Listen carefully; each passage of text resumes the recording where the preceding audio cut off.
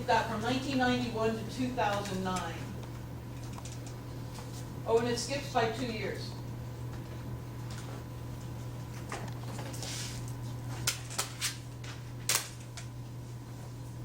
What would it lead you to think? Maybe it shows that schools got more funding or something and they taught better. Maybe, yeah, what happened there? It looks like you got an increase going, right? And then it dropped a little bit, but it looks like there was a pretty big increase over those years, right? But how many points are on an SAT? Like 800 or something, right? A lot. Okay, so check it out. The difference between the lowest point and the highest is only 20 points. You with me? So, and look where the graph starts at 495. So that little issue of removing a lot of the vertical axis will stretch out really small differences and make them look really big. So if you start that thing, even here, they're starting at 200. They've still left off 200 units in the vertical direction. And there, really it's no change, no significant change. Right? You with me? So something to pay attention to. There's a time series graph of that SAT data. And again, if you look at the smallest to the largest values that are portrayed in these years, you're talking 20 points out of 800.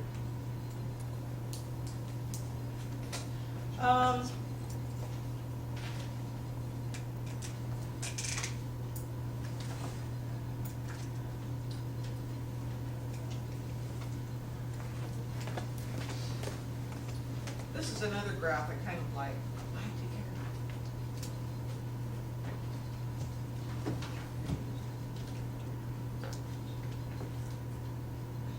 Just in case you're interested in going back and looking at any of these recordings, I'll put links on my website under my online class. Okay, so look under the online class. Not that you want any more of this necessarily, if you're absent or whatever. What do you think about this graph, this data?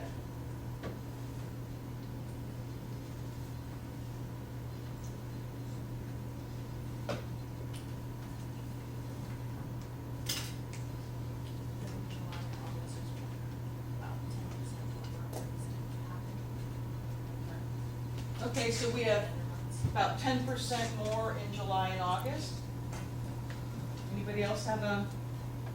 We're just missing a gigantic percentage. I mean, it just says July and August, other months, but then where's the rest of them? Okay, but yeah, does that add up to 100%? And I took 18% for July and August, and then 8.2 for each of the other months, and it didn't add up.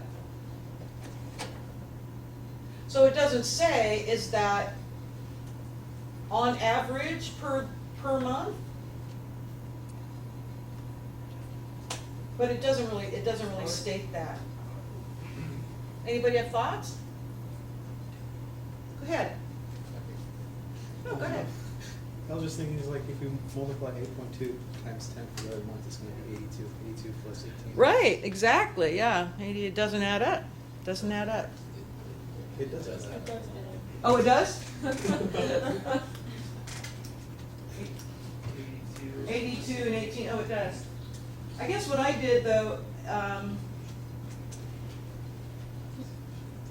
July through August. I did 18% for each July and August. Because if you do 8.2 per month for the other months, I assumed, which was probably a bad assumption, but who knows, right? I assumed that each July and August would get 18%, not together. You know what I mean? So what else do you notice? You have any other thoughts? What else would you question? What the statistics aren't very different for each month then. I'm sorry? The statistics for each month aren't very different because 8.2 for each month, and then if you divide 18 by 2, that's 9. So the statistics aren't very separate, so it doesn't really matter. Okay, good, yeah. So let's say on average you've got 8.2 for the other 10 months, and let's say July and August both 18? Oh, So that's if you divided that in half, it'd be only 9%, which isn't really that different from 8.2. But again, who knows, because there's no legend given. Don't you question why July and August are pulled away from the rest? Why July and August? This data was used by a security company to sell security systems, because what generally happens in July and August? People go on vacations. People go on vacation. So it's trying to say there's more burglaries and all this kind of stuff. Yeah. At home, so you have to have your security. Right. It's hot out, right? Maybe you leave your windows open more. If all the months were portrayed and that data were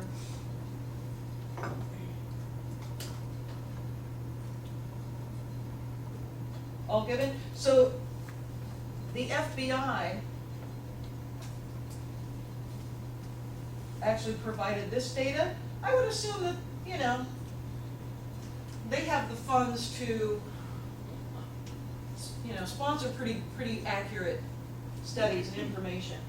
So you can see that, you know, we have a little bit July and August, but again, you're talking maybe 1%. You know, 1%. February, it's just too damn cold, right? Well, there's Going more, out But it's anywhere, there's no matter 31 what. days in July and August too, and there's 28 usually in February. Oh, that's a good point, yeah, less days, yeah, that's a really good point, yeah. It's also after people have been going on vacation for like November and December and January, so people are more likely to stay at home because they've used up all their vacation. Yeah, right. It's still. Unless it's a ski vacation. But yeah, that's a good point too. So, I mean, really, at the end of the day, no significant difference, right? So anyway, just interesting things to take a look at and Be more think certain. critically, right? This data kind of cracks me up.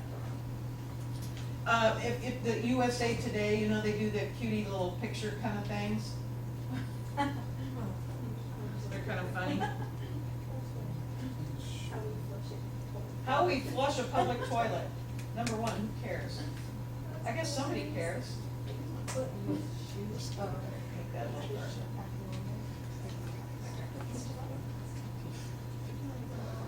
Anything here that is silly to you?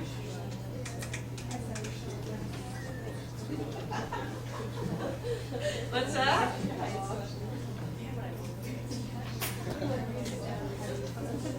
Any comments? Any thoughts? Anything? Normal. Sorry? Normal isn't normal. It's not the average, or it's not the. Abnormally, yeah, what is that? How would you define that, right? It doesn't add up to it. That doesn't add up either. No, it doesn't add up. Well, and that really obviously doesn't add up. What else do you think?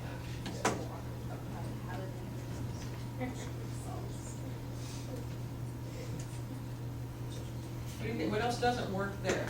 If they're using a paper towel, wouldn't that technically be the toilet paper? Because you're not gonna walk out and grab like a paper towel and then walk back into the stall. Kind of another weird label. That is. You know, what's abnormally, I guess you just take your hand and. But what else is, I mean, now especially, what?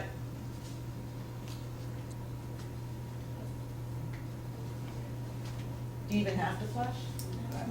They have those sensors, right? Maybe that's what that other percentage is for people who don't flush. I guess so, but it doesn't say, right? Right. Look at the heights of those, if that's like a bar graph, look at the heights. Do they make sense? No. So anyway, Oh, you know, statistically, if you go into a public restroom, do you know where the cleanest stall is? Closest to the door. Closest to the door. People wanna hide, I guess.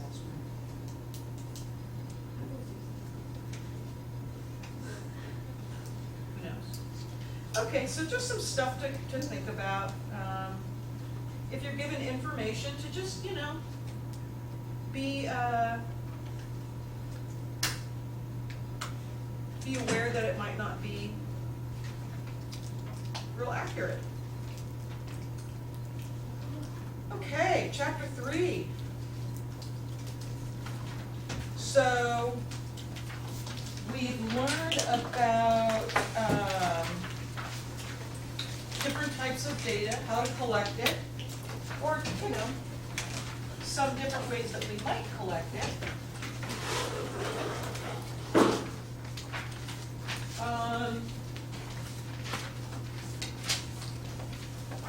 We've looked at some ways of summarizing.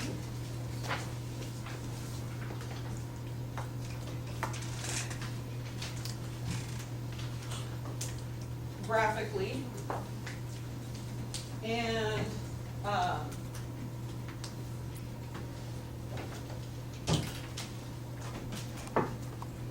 all of our different types of data. So what we're going to do now is look at numeric summarizations of data, okay? And the first thing we're going to talk about is measures of central tendency. So I think I put in your notes, when you're asked to describe a distribution or describe data, there's 3 things that you generally want. You want some kind of a graph, because you want to get a sense of the shape of the distribution, and that's going to be really important to us. You want to get some measure of how the data, what value or values does the data cluster around, a measure of center. So measure of center is kind of an umbrella term here. It's like, you know, dog, right? All poodles are dogs, but not all dogs are poodles, right? You know what I mean? So there's different measures of center. And we want to also get a sense, which we'll also do in chapter 3, of how the data is spread out. So those are the 3 main things you want to think about when you're asked to describe a distribution. Its shape, its center, or what value it tends to center around, and how it's spread out. Okay? So we did graphs and shapes of distribution, so let's talk about measures of center. 3 main ones. 3 main ones. Oh, isn't that an interesting statistic? The average car spends 95% of its lifetime parked. Isn't that funny? So on average, the average car, right? So recall parameter versus statistic.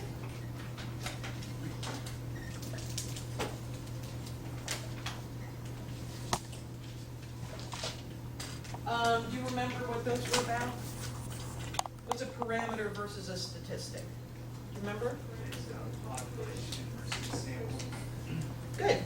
Perfect. Yeah, perfect. So a parameter describes some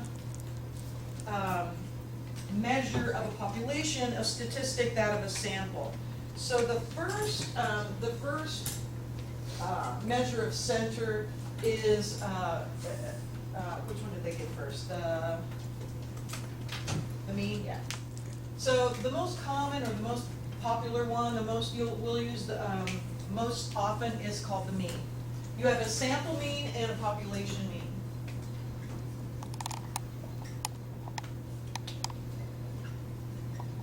So the sample mean is given by, we say, x bar, x with a bar on top, and you sum, that's a sigma, means add them up, right? You sum all the data values and you divide by the number of data values. So it's what most people think of an average, just an arithmetic average, right? And that's the sample mean. So x bar is a statistic. It comes from a sample. Versus the population mean, it's given by the Greek letter mu, like a kitty, mew. Also, you add up all the data and you divide by the number of pieces of data. So you find the sample and the population mean in exactly the same manner. Exactly the same manner. Note that for the sample mean, we're dividing by the sample size, which is given by little n. The population mean, you're dividing by the population size. And again, that sigma, I mean, if you take your time and you write it out nicely, it looks kind of more like that. It's like kind of a big E.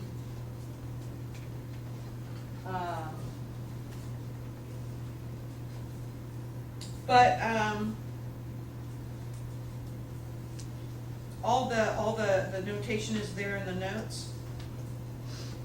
It's pretty customary to divide the data, to round these values to one more decimal place than the data, generally. StatCrunch will find the mean for us. Why did I bother to put this away? I have no idea.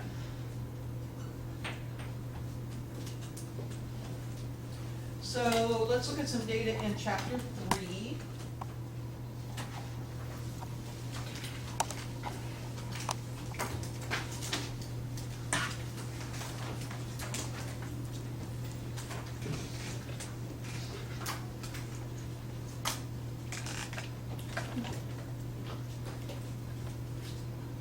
Let's look at data, it would be 3-1-22. So it's data 3-1-22.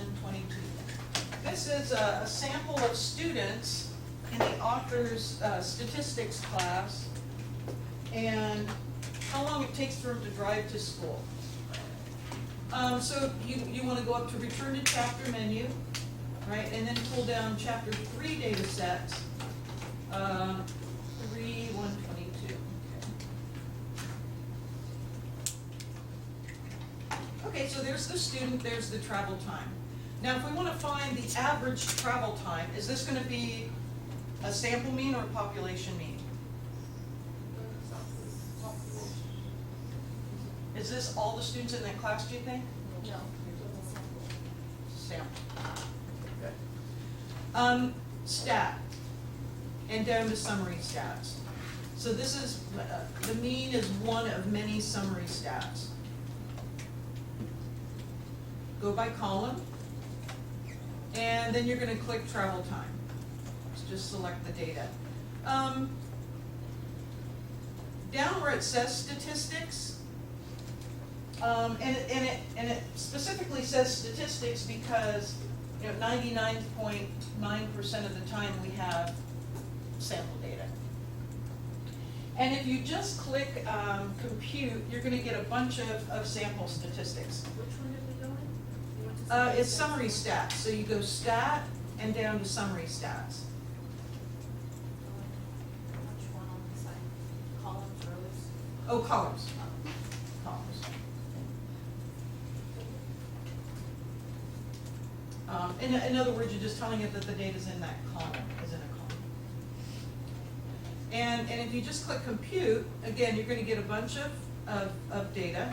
We'll deal with a lot of these values later, but notice that the mean is 26, rounded to one decimal place, which is one more than the data, 26.4. So here, the sample mean is 26.4.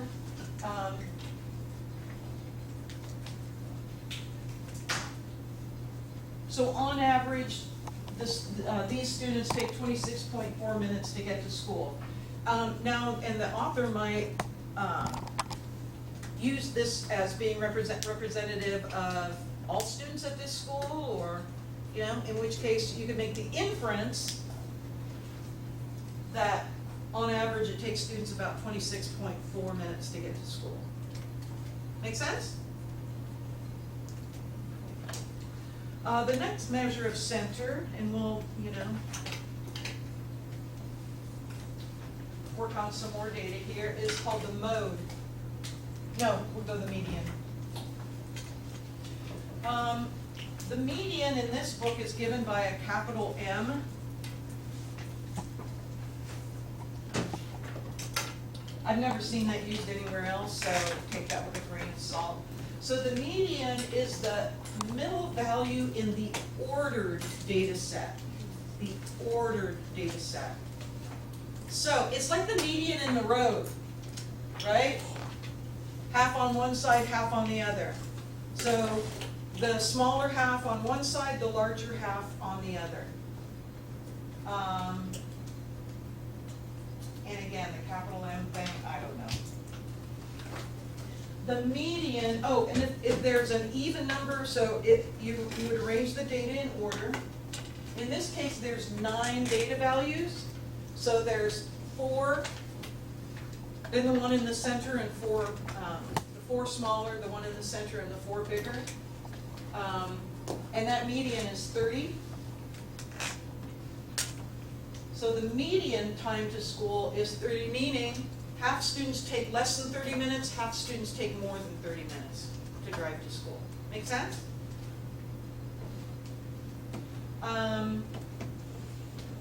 If there are an even number of data values, the median is the mean of the middle two. So in this case, the median is, what was it, 30? Is that right? Yeah, 30 minutes. And then the third measure of center is called the mode. And the mode is nice because it's the only measure of center for qualitative data. And it's simply the number or the characteristic that occurs with the single greatest frequency. Sometimes people get confused that it is any value that duplicates, but it's actually the one with the single greatest frequency, okay? A lot of times there's no mode, and that's fine. So data can have a mode, or it can be bimodal if there are 2 values that occur with the same greatest frequency, or it can be multimodal if there are, more than one greatest frequency, or more than 2, or there's no mode. So there's either no mode, or one mode, or the data is bimodal, or it's multimodal.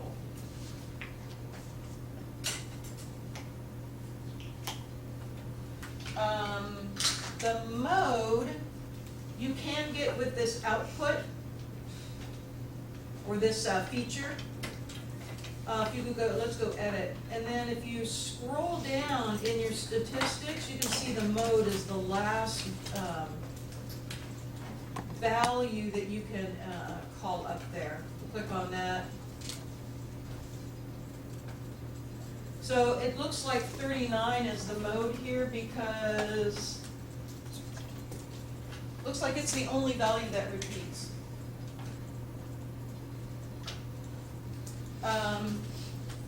And it's not uncommon for data, the mean, median, and mode to be completely different numbers. As you can see, they're pretty far apart. And again, that's pretty normal. Each one of these values has its good points and its bad points. Okay. Note that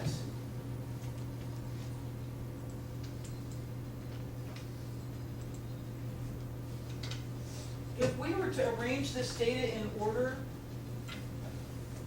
what would we get? Help me out. What's the smallest value? 9 minutes? And then 11? 12. Say it? 21? Oh, sorry, 30? 32? Sorry? 39? Is that all the data? 45? 45. So do you want us to say 39 twice, because 39's on there twice? Yes. So 39, 39, 45.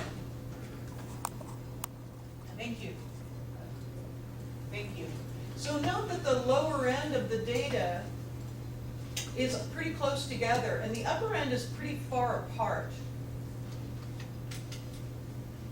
Further apart, which will pull the median above the mode when you've got, no, let me rephrase, which will pull the median above the mean. This data is, I mean, it's so small, the data set's so small that it,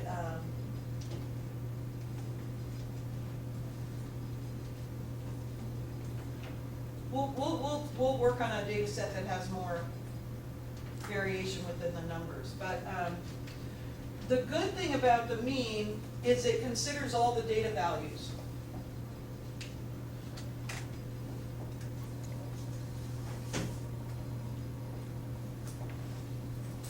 Considers or uses all the data. The bad thing about the mean is that it's said to be not resistant.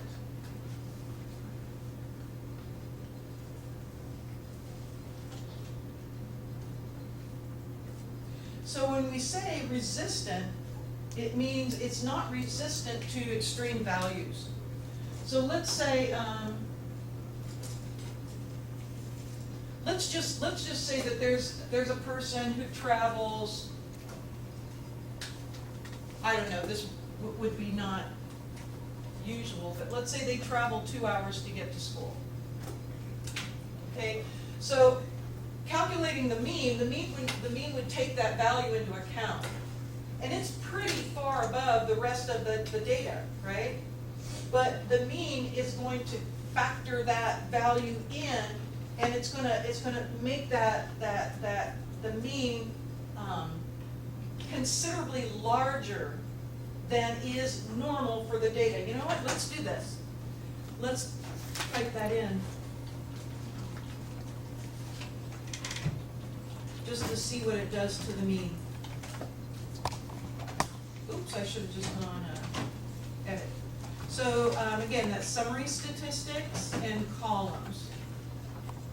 Travel time and compute.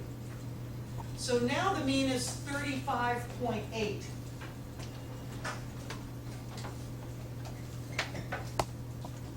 So you see that large value, because the mean utilizes every piece of data in its calculation, that one large value just pulled it way far toward the upper end of the data set. Whereas the median, now it's 31. So the median is resistant because those extreme values don't come into play in its calculation. Does that make sense? You guys with me? Because it's the data value right in the middle. So the median only went up by one value. As opposed to being 30, it's now the mean of these guys, which gave it 31. The mode is going to stay the same as well, because it's the only value in this data set that repeats. So even though the mean is not resistant, we generally do want to the mean to, or our measure of center, to be representative of all the data. So the good thing about the median, and we'll talk about different times we want to use the mean, the median, the mode. So the good thing about the median is that it is resistant.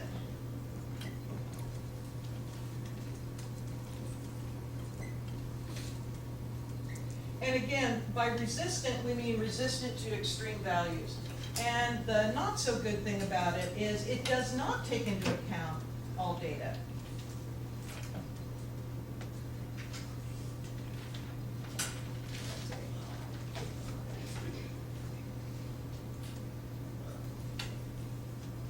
Because remember, the only thing you know with the median is half is larger, half is smaller.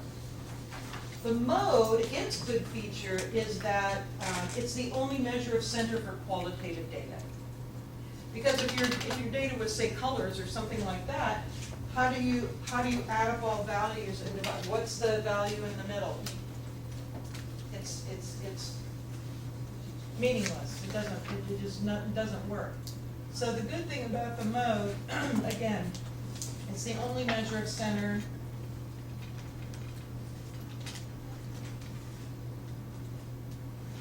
For qualitative data.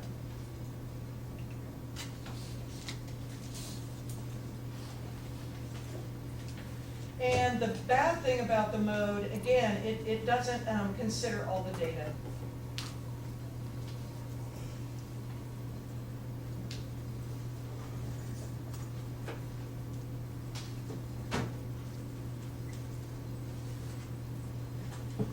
Okay. So, each has its good and its bad features, but again, in general, we will use the mean. The median is used, say, when they talk about real estate, like housing prices, they talk about the median because they want the value to be representative of most people's value of their home, or how much they pay for their home. The extreme value, you don't want to consider the extreme values, because again, they're not representative of most of the data. Okay? Or real estate prices, say in some companies, like salary, like average salary, and you'll see that average is kind of an umbrella term. But that doesn't really say what measure of center is being used, or what, we think of average as the mean, right? But again, it's not, average is an umbrella term. It's not, it can mean different things in statistics. Because say you've got, in a company, you've got the CEO, you've got the CFO, you've got, your few people at the top, and then you've got a whole bunch of workers. So the mean is going to get pulled up because of those large values. It's not going to be representative of most of the people who work in the company who are the worker bees. Yeah. So in that case, would mode be a more efficient way to describe? It might the be. average? Yeah. Yeah. Most of the people make around this. Yeah. Yeah, something like that. Okay, so those are our three measures of center. Got a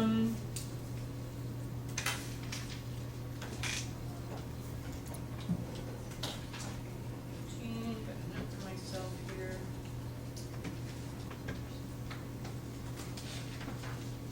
Oh, okay, yeah.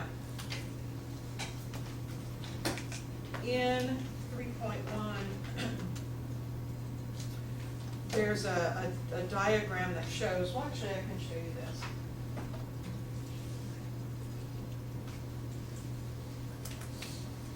If the distribution is symmetric, so what can you say, bless you, what can you say about, if you just know the mean, median, and mode,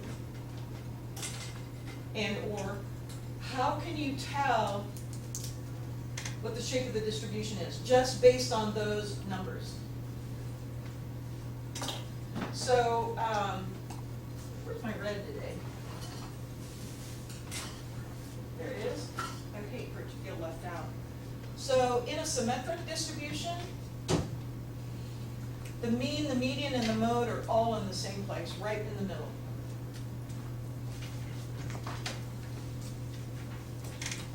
So if your mean and median are really, really close together, you can pretty much, say that the distribution is symmetric. If the data is skewed,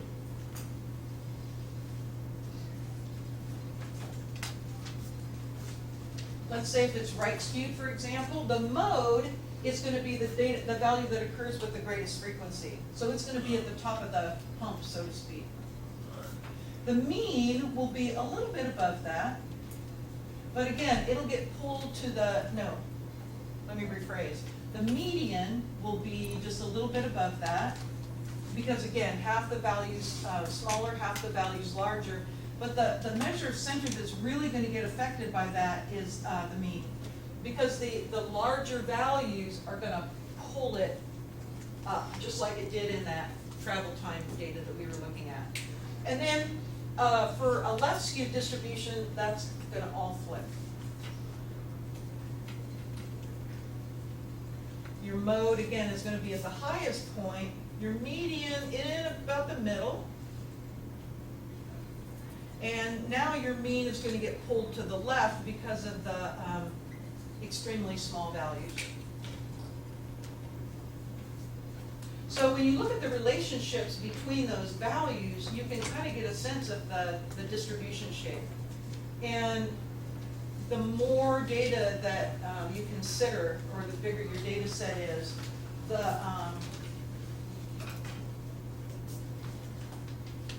the stronger, I guess I want to say, that you can take that into account.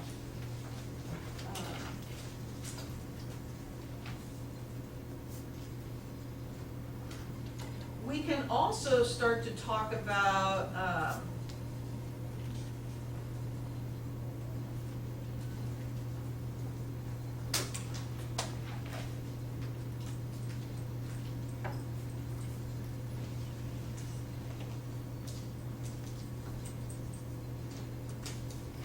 forgot what I was gonna say, sorry.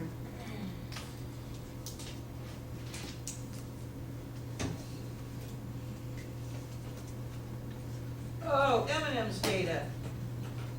I love me some M&M's. Look at 3/1/27. Data 3/1/27. So this is the weights of a random sample of 50 M&M's.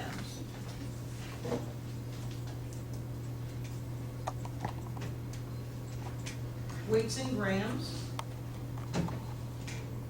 Random sample of 50 M&Ms. So let's find the mean, the median, and the mode. When you use summary stats, and you go to columns, so your data is in that first column, and you select your data, if you want, you can choose just the statistics that you want to look at. So you can use, excuse me, so every value that's selected on the right, just like when you select your data, it pops over on the right. Every value that's on the right side box is going to be the values that come out in your output. If you want, say for example, just the mean, median, and mode, you can click mean, and then scroll down and find median. Where'd it go? There it is. Hold down shift. When you click, no, that didn't work. Control. Say control? Yeah. Thank you. Control then. All right, where's control? All right, here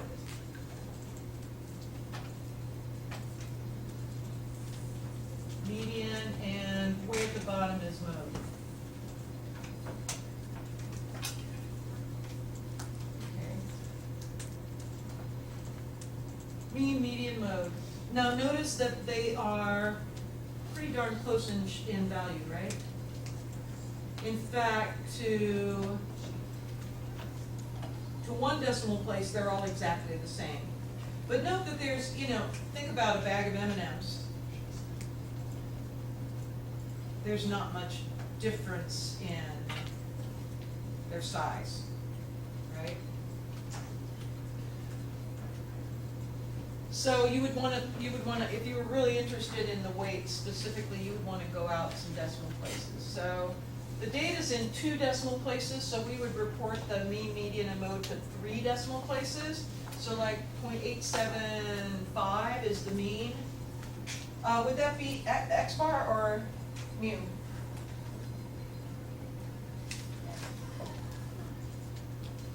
What's the data?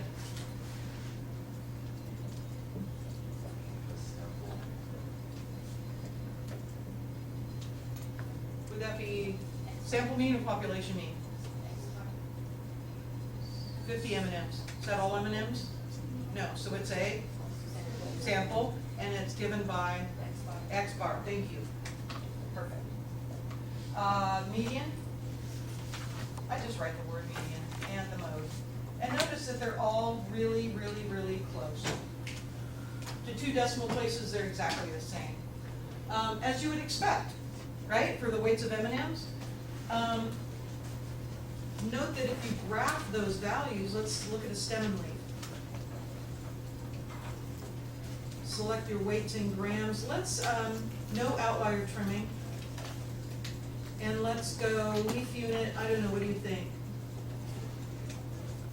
It's gotta be the second decimal place, right? So let's go, no, not 0.1, 0.01.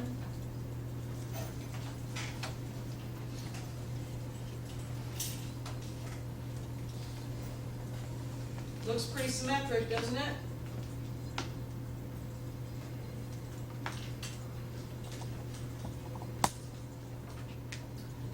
The mode of 0.88 is the value that occurs with the single greatest frequency, okay?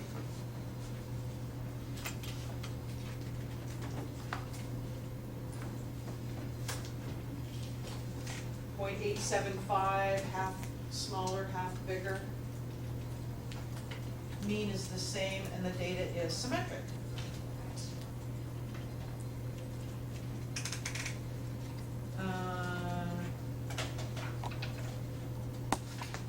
So outliers.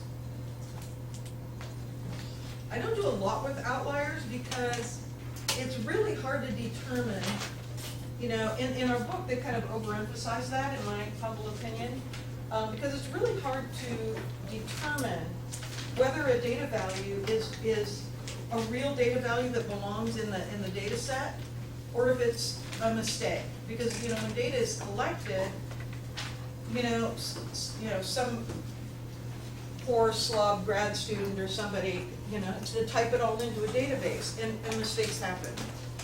You think about entering like thousands of pieces of data. Everybody sign the roll sheet?